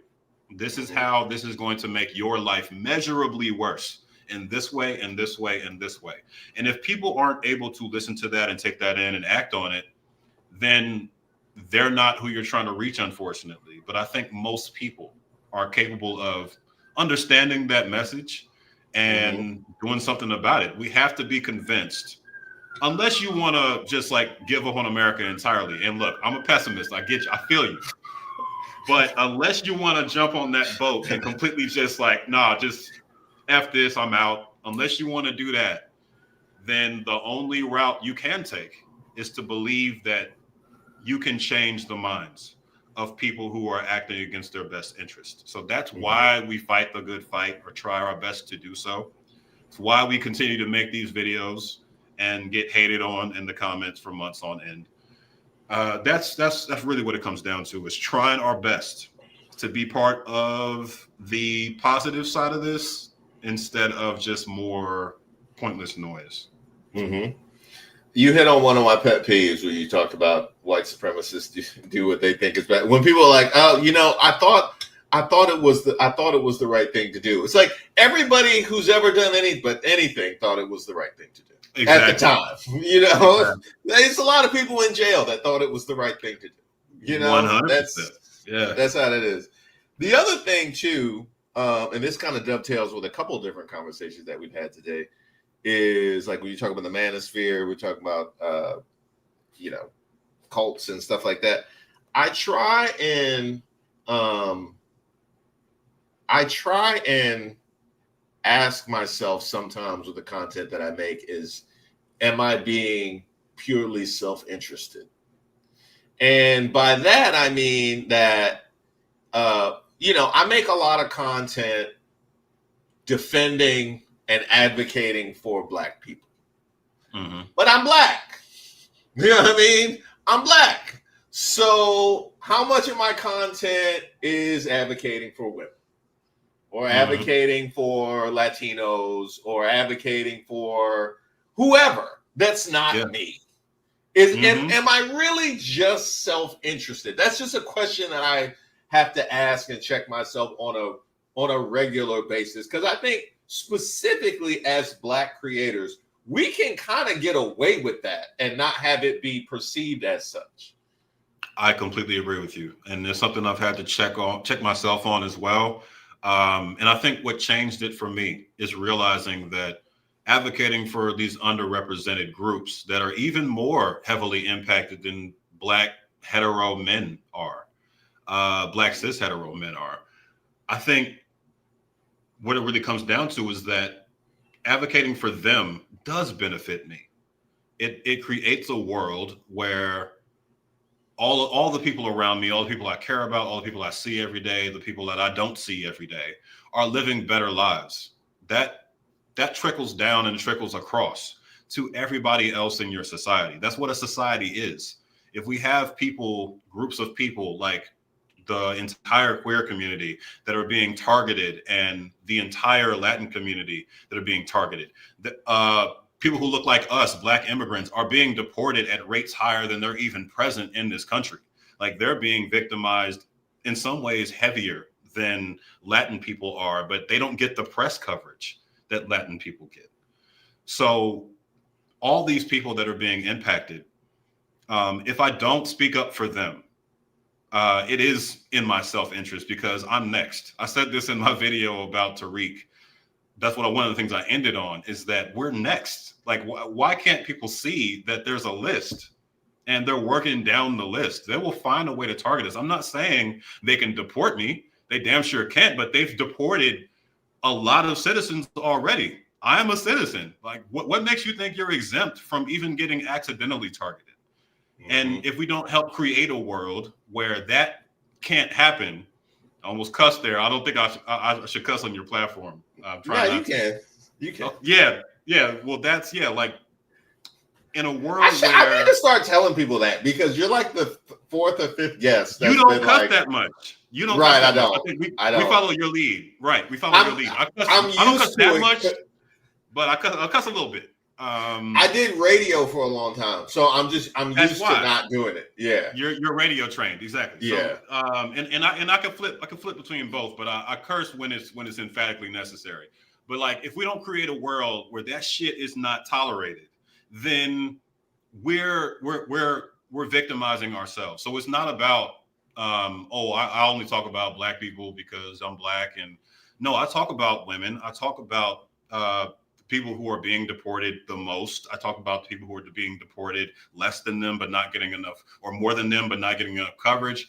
I talk about all these people not because I am them or even because I like them. It's just, there are people who are in our society and they deserve to have somebody speak up for them. And if I have this platform, if all these people are going to choose to watch my videos, then the least I can do is spend a few minutes per video when it's relevant, touching on what they're going through and shine a light on it. Because if I don't, and if other creators don't, then nobody else will. Like, and it's really that simple. So I am being self-serving. I think at the end of the day, we all are doing what we need to do to further our platforms, to match our brand, grow our brand.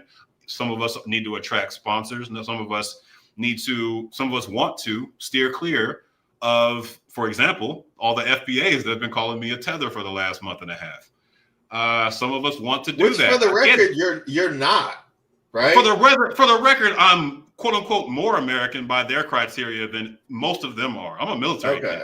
So like, what are you talking about? Anyway, but yeah, so just for the record, I'm extremely American by your standards of American.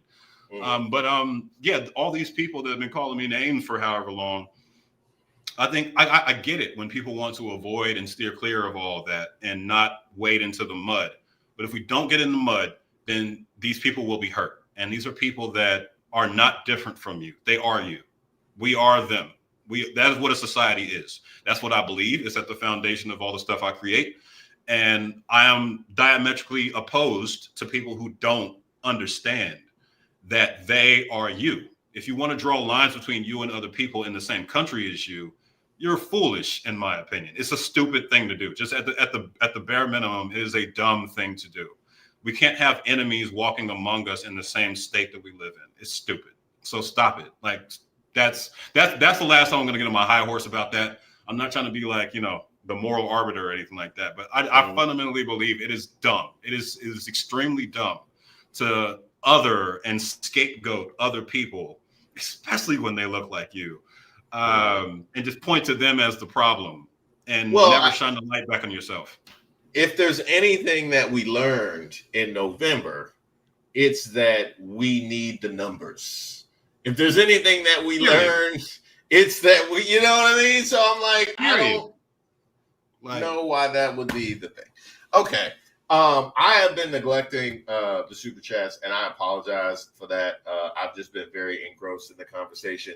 But I'm gonna go through these, and then I want to end because I'm gonna let you go so that we can have you back, and you be like, man, he had me in there, made me miss my dinner. I got cold. No, I want to do that. So I want to go through the super chats. I gotta ask you about this post that you made about finding peace, and I want to get into the Superman thing, and then we'll pack it up. I think Marion Barry had every intention of doing well. He was just busy doing a live video. Well done, Lex. I appreciate that. It was our first live in DC, actually. I think it was. Politics aside, that is well, there you go. That's not for me. Said politics aside, that is a beautiful man, not you, Reese. You're beautiful too, bro. I think it's mutual. Thank you for the compliment, yo. Free Arby's #. That goes to the Laura Loomer, Marjorie Taylor Greene fight. I don't know if you've been following that, but there's been 2 right-wing girl fights like this week, and they just went to the mattresses on each other. I'm back, like Don Cheadle saying, "Pod to the people." Thanks, Lex. I appreciate it. It's like Superman and Batman coming together. Poor Superman. I'm gonna end with that. But what were you gonna say? I appreciate that being compared to either one of those. That's dope. I appreciate that. Well, I mean, Superman. Poor Superman. Superman is so unpopular. Superman is so unpopular to like Superman. It really is. When I was a Superman guy when I was growing up, and nobody wants to admit it. Now everybody is Spider-Man or my best friend. Oh, I like Batman because he's a man and he solved problems with his. He's not Superman corny. He has all the. My own son likes Spider-Man. Now he's too young to tell me why he likes Spider-Man, but he's in his. Don't nobody like Superman no more. What happened? Is because Dean Cain went to ICE? Maybe. Superman is. I think it's been just a symptom of bad writers and just a lack of exciting stories on the big screen. I think that's the main thing. I like the most recent Superman movie. I think it captured everything that's the best about him. He's a dork. He's very much a believer in just like the goodness, the inner goodness of people. He wants to save literally everybody.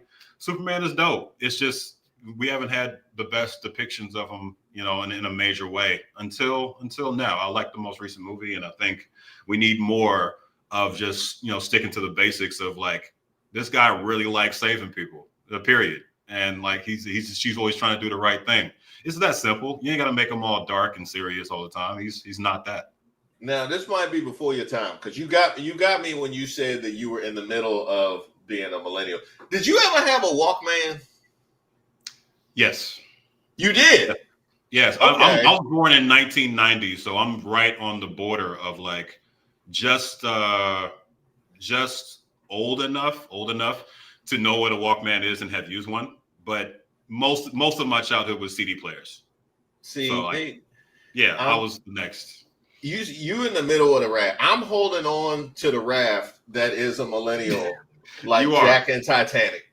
Okay, 100%. Yeah. And it's not like I want to be here. This is just where they told me I am. You know what I mean? No, this is just what life does to you. Look, I'm a millennial, and all the young people are calling me Unc and stuff now. So like, apparently I'm Unc. I don't know where that came from. You remember Smallville? I do remember Smallville. So Yes. Smallville, I thought was highly underrated. I thought Smallville was a dope show. I thought so too. Yeah. So Superman, I enjoyed it.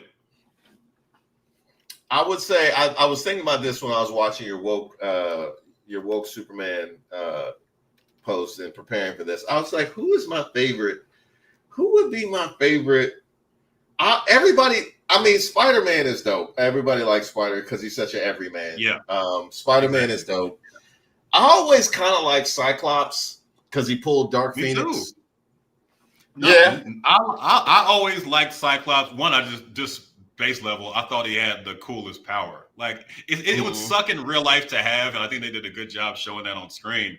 But it's just cool. It was cool. It was a cool power, and I thought he was a really good leader in the cartoon show. So I always looked up to Cyclops. So they kind of played him for Wolverine. I get it. I know why Wolverine's popular too. But Cyclops is dope. Guess. I mean, the Wolverine popularity was weird to me. Like, why is Wolverine popular, but Beast is a throwaway? You know what I mean? Nobody rocks with Hulk, but we like Wolverine. Wolverine is a terrible person. I think characters that are a little bit of an asshole, like Iron Man, they tend to pop off screen a little bit better than somebody's like, oh, I'm a hero, I'm a good guy like Cyclops. I think that's really why these characters pop off. The sarcasm, the anger, the kind of like all that draws people in. Honestly, they should give Robert Downey Jr. like ownership stock and the MCU, because what he did for Iron Man, they basically did. Like, they made him Doomsday now, so he's getting paid just an ungodly amount for every movie now. So he owns Marvel. He made Iron Man. Because trying to get and you see it, like trying to get my son into these random superheroes. He's like, Iron Man is pretty garbage. When I'm trying to explain to him like what he, like, you know what I mean? He's a terrible person. That's good summary. Yeah. Where's Spider-Man? Congratulations to all those people out there that voted for tangerine colored Lex Luthor. You're definitely getting what you wanted and paid for. They are indeed. Brother Nathan Taylor showed how Trump cheated. Okay. I haven't got, I'll give a chance to check that out. This is Regina coming back. The hazing video was extremely brave. Mad respect, Cam. Sad that you described what happened to me 40 years ago. Very eye-opening and sad too. Oh, the hazing video, yeah. Yeah, man. That was one of my deepest moments, and being just, completely honest with everybody. People did not like that in my chapter. That's kind of so you crossed. Yeah, no, I crossed. Okay. I crossed and crossed other people. And so that's something that I laid out completely in that video, and just I kind of can't come back to homecoming now. So like that's the kind of thing that I took on my chest with making a video like that. Wow. Yeah, respect for that one. Yeah, I remember watching that one because it was you talked about a hazing that happened it was like in an ocean or in a lake. Yeah. These two Deltas got walked into, what's it? Deltas, two AKA pledgees got walked in blindfolded into the ocean, and both of them drowned. Wow. Yeah, I remember watching that. I actually had to turn that off at that moment. I get it. Yeah, that was a heavy one. Yeah. Candace is getting sued by the leaders of France. Yes, that is true. I got a video all about it. So thank you for that, Carlita. Superman's hair is greasy is hilarious. What'd you say? Superman's hair is greasy is hilarious, James. I was reading that. The food train bids truly iconic. Yeah. We got Ray. I think it'll be hard to come back because half the population doesn't believe anything other than what their elected officials tell them on both the left or the right. Yeah. Yep. When you destroy people's trust in, our institutions and, of course, faith in the people that are literally supposed to provide us with information, as we have right now. I put some of that in today's video about DC, where he's putting out information that can't be fact checked or verified by anybody. Yeah. I'm Libra. We're also spiritual. Thank you, Nikki. Welcome to the tribe. I appreciate you. Keep up the good work. I find myself looking for a new video every morning to listen to on my way to work and disappointed when there's not one. Thank you, Ray. I appreciate that. Unless that was for Cam, and then he thanks you. Yes, I do. Eric Adams definitely has to go through. He switched to independent. It might be time for Chuck Schumer to take a hike. We need new blood and definitely newer philosophies. Well, hopefully they learn something. I mean, I'm kind of fascinated by what's happened in New York because you had Andrew Cuomo lose the primary and then turn around and decide he's going to run in the general. I'm sure you have. I don't know if anybody's publicly going to line up behind Cuomo or Eric Adams or anybody. I don't know if anybody's bold. See, actually, no, I take that back. Some people will. Some people will. They will. Yeah. But 100%. It's also who's not public, right? Yeah. Who's behind the scenes trying to stand in the way of Mamdani taking over. 100%. When it comes to Democrats, I feel like the constituents have to start holding them highly accountable. This way they can start doing their jobs instead of being complacent. Yeah, I do think the idea of not being the Republicans is something that a lot of select Democrats have gotten away with. Thanks for coming, Cousin Cam from the Mod Squad. Okay, yeah, one of the mods. Thank you. I appreciate that. Shout out to y'all. Before you go, and by the way, preemptively, so the email that I sent you in preparation for this was twice as long. I cut it off. 100%. And then we only got to half of that. So just know, man, I got a lot I would love to talk to you about.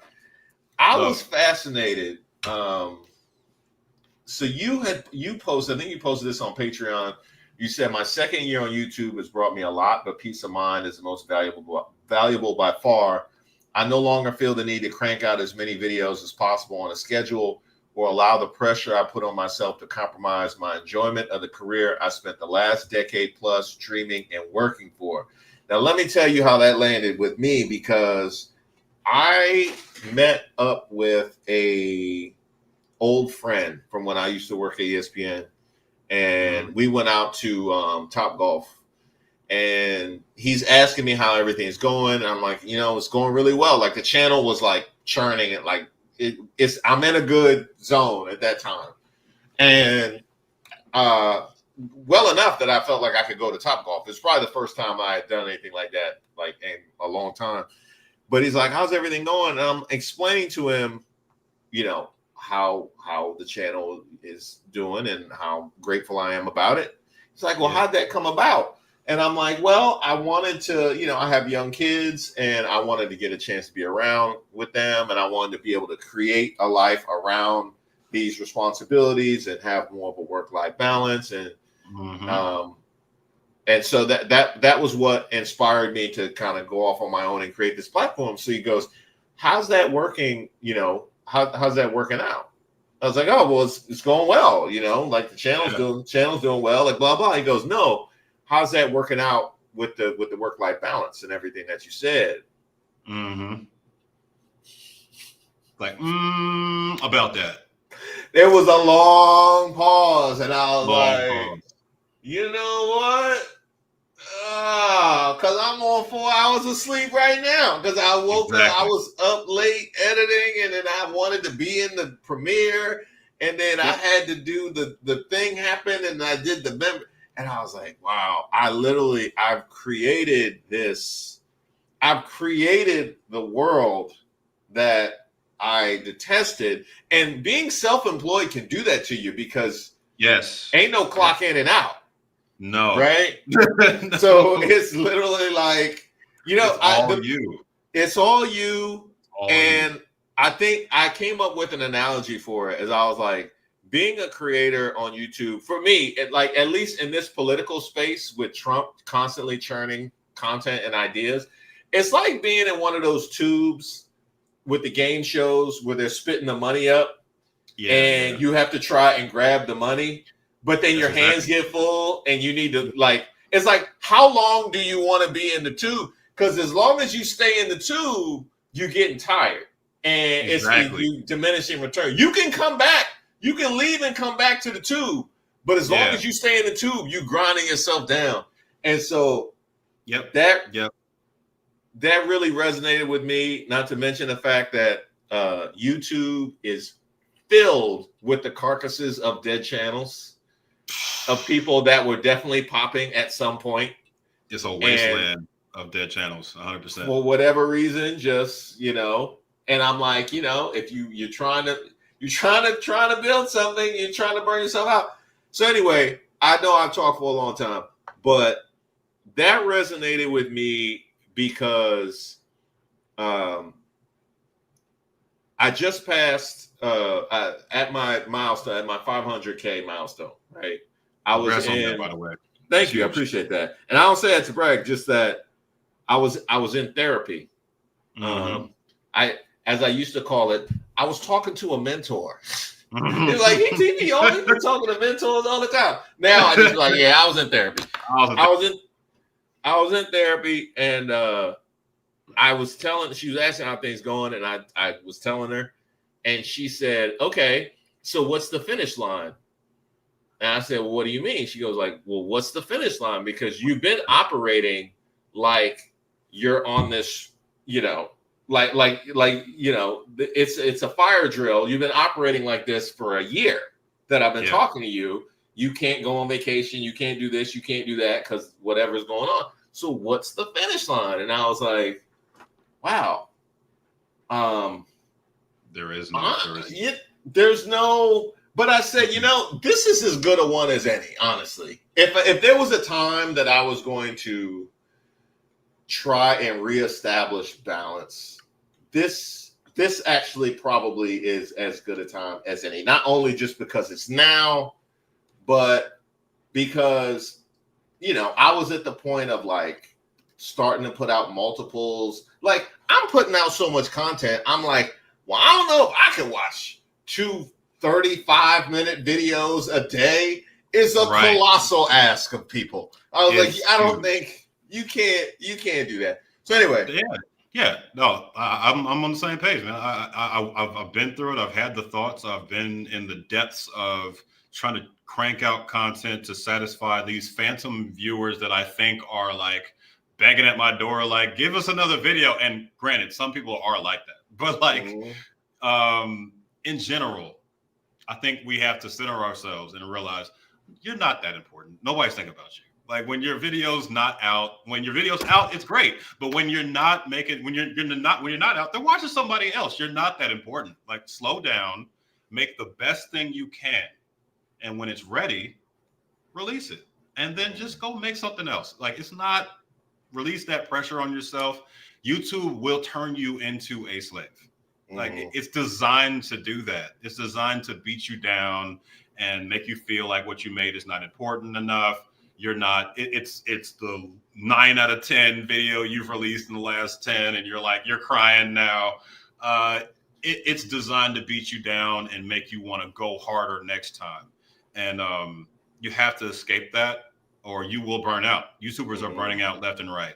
And I think we need voices like yours, Reese. So I would encourage you to, stay the path and take your time, enjoy your family, live your life, and bring us the content when it feels right, because that's what I'm trying my best to do.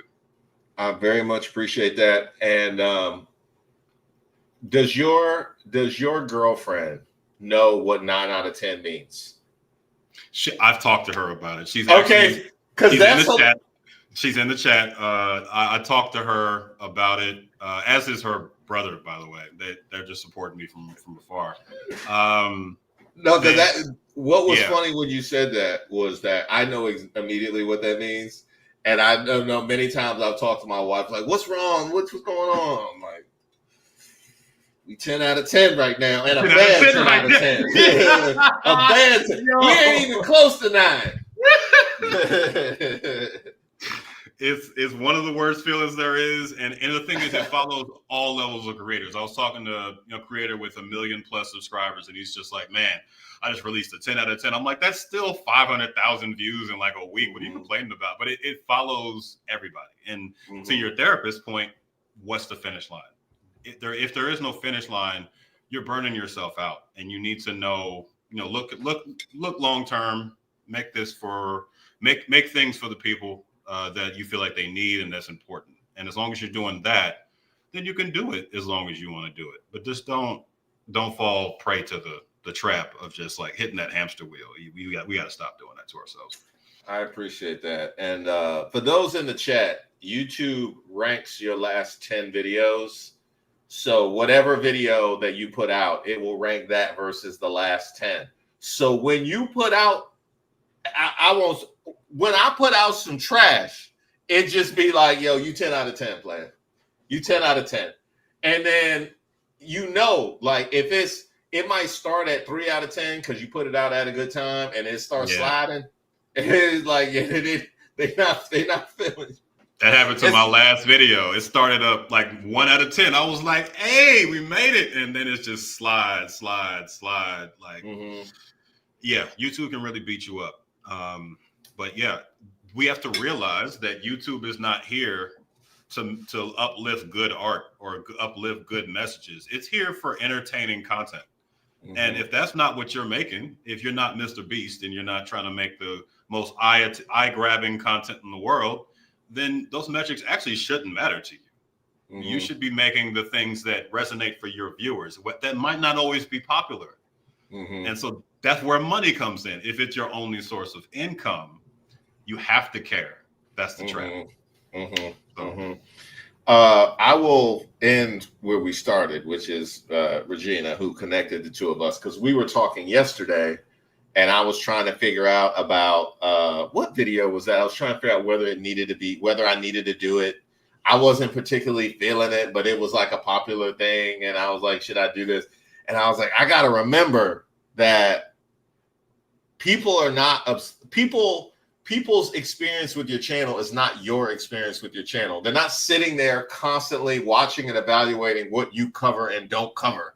No. You name the topic and you tell me what people made content about this particular thing. I don't know. And nobody else is going to know. So it's fine. It's fine. It's fine. It's fine. Yeah. You're okay. And it's fine. That's really the end of the story. You're fine. You're fine. You're always fine, even when you don't think you are. Bro, I appreciate this so much. I hope you did as well. And I did. Shout out to y'all. Shout out to the chat. Much love for the love. Check me out if y'all get a chance. And love to Reese for having me on. Shout out to Regina for connecting us. For sure. Now we got I enjoyed tonight, my veteran bro, Cam, T Honey. There you go. What do you have on the horizon? Like, where can the people find you, follow you? Like, what do you want to put out there? No doubt. Also I address this in the chat, but I want to address that I'm not a veteran. I was a military brat. I'm an Air Force kid, but I already talked to her about that in the chat. Or him or her or they in the chat about that. Important correction. But what I have cooking, I have a video coming out about the big budget bill. I'm talking about big budget law at this point. I'm talking about one of the bigger things that I'm working on is a multi-part series about Black cults. I started with ending my conversation about FBA and ADOS, one of which is more culty. The other one is not so much a cult, but they have some cult tendencies at times. And I'm moving on to the Black Hebrew Israelites. I'm moving on to Nation of Islam. Both groups with very dangerous tendencies, members, actions. And I want to continue to focus on some of the dangerous aspects within our community. I also talk about white supremacy all the time. It's just that I need us to realize that if we don't eliminate the bad actors within our community, we will never be free. We will never achieve any of our goals. And we'll touch on white supremacy when it's relevant, which is almost always in every video. But I do have to center on those within who are holding us back. So check me out if you want. I have a whole series called Deep Dives that was about all kinds of topics that made me prominent on YouTube in the first place. And I'm just trying to make the things that mean the most to us and have the most impact. So thank you for being here. Thank you for listening to me rant for however long. And again, thanks to Reese and his fam for having me on. It's deeply appreciated. For sure, man. Keep doing your thing and keep putting out good information, because Lord knows there's enough bad information out there to fill the timeline. So we definitely gotta Always put it in there and keep it refreshed. By the way, shout out to LexCorp. Does anybody agree with the whole notion that Professor X and Magneto were modeled after MLK and Malcolm X? I thought that was accepted. I thought that was accepted too. I think everybody that's common theory, and I think that's real. Yeah. Yeah, and I'm pretty sure that Stan Lee was a real one. Like, I think Stan Lee was like thorough. So he absolutely was. We got one. We got one. They ain't come back and canceled it for nothing yet. Absolutely. Shout out to all y'all in the chat. Shout out to all the mods. Shout out to Miss Ray for keeping everybody straight in the comments. That is much appreciated. Shout out Chernobyl and Deshauna and everybody else, Moon Princess, all the other mods that have been keeping everybody straight. Much appreciated. And of course, Regina, for your research and connecting us. Keep doing your thing, man. Big fan as always. And of course, I'm going to post this one shortly. And for those of you tomorrow, we going in on Hegseth. We got to talk about that church and Confederacy. Bringing back the Confederacy and saying women can't vote in 1 week. Yikes. It must be our Secretary of Defense. It must be. Must be. All right. Y'all be good.